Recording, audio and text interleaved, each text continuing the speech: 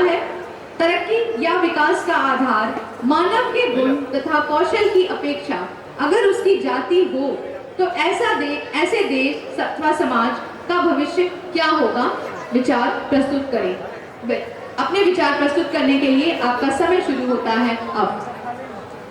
नमस्कार, मैं अनम खुर्शी आप सभी का स्वागत करती हूँ टाइम्स चैनल पर। आज हमारे चर्चा का विषय है जातिवाद। हमारे साथ हमारे पक्ष दल में मौजूद है एक जानी मानी लेखिका अंकिता, उनके साथ दे रही है राखी।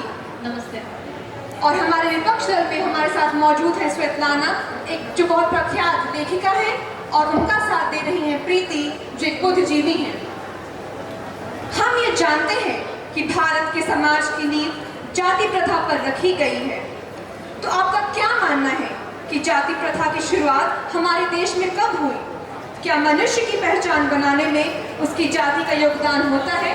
अंकिता, आप इस पर क्या कहना चाहेंगी? जी हाँ, मनुष्य की पहचान बनाने में उसकी जाति का योगदान होता है और जाति प्रथा प्राचीन काल से शुरू हुई थी, जिसकी नींव बहुत पहले ही रखी जा चुकी थी, जिसकी वजह से पहले और आज भी लोगों को उनके कर्मों से नहीं उनकी जाति से जाना जाता है। नमस्कार सभी को। मैं इसमें कहना चाहूँगी अंकिता जी से कि अंकिता जी प्राचीन काल में, वैदिक काल में जब जाति प्रथा की शुरुआत हुई थी तो उस समय ये जाति नहीं था, ये वर्ण था, जो कि मनुष्य की कर्मों की वजह से उन्हें समाज में विभाजित किया जाता था। और एक जो इंसान पूजा पाठ करवाता था उसे ब्राह्मण का दर्जा दिया जाता था, और जो इंसान हमारी रक्षा करता था उस समय उन लोग जो युद्ध में जाता था उसे क्षत्रिय कहा जाता था। लेकिन धीरे धीरे इस चीज ने जाति जो वर्ण प्रथा थी वो धीरे धीरे जातिवाद में चली गई, और ये क्या बन गया? ये एक तरह का कुरीति बन गया जो कि हमारे समाज में धीरे धीरे खुलते जा रहा है। प्रीति, आप इसमें कुछ बोलना चाहेंगी? जातिवाद को पहले वर्गों में विभाजित किया गया था, पर अब यह एक भेदभाव का कारण बन गया है, जो कि एक कुरीति है। और ये जातिवाद जो है इसे हमें खत्म करने की ज़रूरत है। हमें जातिवाद को धीरे धीरे बढ़ावा नहीं देना चाहिए। जैसा कि हम सभी जानते हैं, कर्ण एक बहुत बड़े धनुर्धारी थे, फिर भी उन्हें कोई उनके धनुर्विद्या की वजह से नहीं, उनकी जाति के कारण ही वो जाने जाते थे। वो आज भी, वो कल भी, वो हमेशा, वो केवल सूतपुत्र कर्ण ही कहलाए। क्यों? क्योंकि उसका कारण था उनकी जाति। उनमें धनुर्विद्या होने के बाद भी वो आज भी सूतपुत्र ही कहे जाते हैं, ना कि धनुर्धारी कर्ण। जिसका मैं बहुत ही विरोध करना चाहूंगी। कर्ण एक अर्जुन से भी अच्छे धनुर्धारी थे, परंतु यह उस समय के समाज पे कलंक है कि उन्हें सूतपुत्र कहा जाता था और उनके धनुर्विद्या को बिल्कुल भी नहीं सराहा जाता था उस समाज में। जी, प्रीति, सहमत हूँ। हमारे समाज में बहुत सारी ऐसी कुरीतियाँ रही हैं जिसका उदाहरण हम देख सकते हैं। इसका मतलब ये नहीं कि कोई अगर कुरीति के तौर पर चली आ रही है तो हम उसे बढ़ावा दें और आगे बढ़ाएं। जाति प्रथा, परंतु एक व्यक्ति अपने नाम के आगे सरनाम लगाना फिर भी नहीं छोड़ता है, उपनाम वो हमेशा लगाता है, जो कि वो अपने जाति को दिखाता है। लेकिन उस नाम के वजह से उसका तो नहीं नाम होता है, वो उसके कर्मों की वजह से उसका नाम होता है। अच्छा, लेकिन फिर भी वो अपनी जाति को ऊपर रखता है। आपको क्या लगता है इस बात पर आपको क्या लगता है कि मनुष्य की पहचान क्या उसके जाति के हिसाब से होनी चाहिए? अगर हाँ, तो क्या इस देश पर और समाज पर उसका क्या प्रभाव पड़ेगा?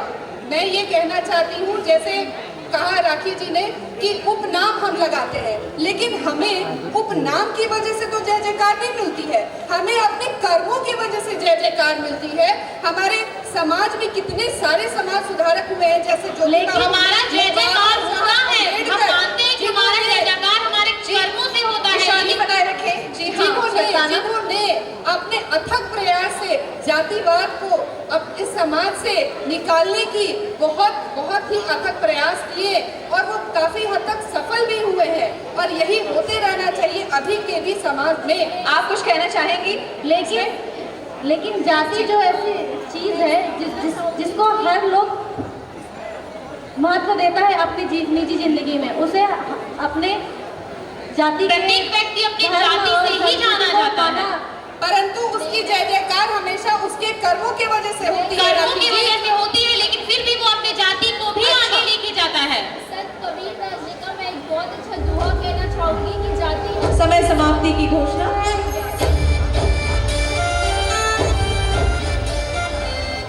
निर्णायक बिंदु से अनुरोध है, कृपया प्रश्न पूछें। जी, हमारा सवाल ये है कि आपने जाति के मामले में जो उदाहरण दिया है कर्ण का, उनकी जगह एकलव्य क्यों नहीं फिट बैठते? क्या एकलव्य के बारे में जानकारी है? Yes sir.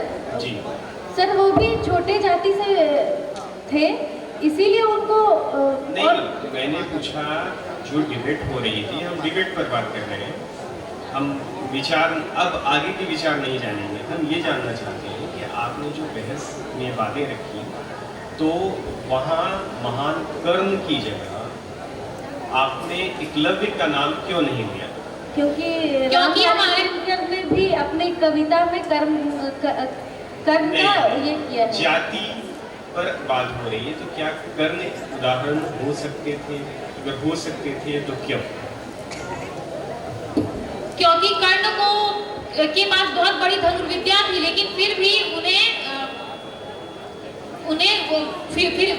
उनके धनुर्विद्या के कारण नहीं, बल्कि उन्हें सूत्रपुत्र के नाम से आज भी जाना जाता है। और एकलव्य के बारे में क्या बताएंगे? एकलव्य भी वो थे, धनुर्धारी ही थे, पर आई थिंक जिन्होंने गुरु दक्षिणा में अपना अंगूठा दिया था। जी, वो ट्राइबल थे। Yes sir. जी। और एंकर से हम पूछना चाहेंगे कि इसका कंक्लूजन क्या निकलता है? अपना ओपिनियन नहीं देंगे, अब सिर्फ एक जरिया है कि बहस को कंक्लूड करने के लिए, निष्कर्ष लाने। जी सर, तो इस विषय से हमें ये पता चलता है, इन सभी को सुनते हुए मैं ये कहना चाहती हूँ कि जातिवाद एक ऐसी प्रथा है जो बहुत ज़माने से हमारे देश में चली आ रही है और आज भी कहीं ना कहीं ये हमारे साथ जुड़ी हुई है और हमें इसे बहुत ही मिटाने की आवश्यकता है। हम ये देखते हैं कि ज़माना चाहे जितना भी आगे बढ़ चुका हो, पर हम चार दीवारी के अंदर भी कहीं ना कहीं जात और धर्म की बातें किया करते हैं।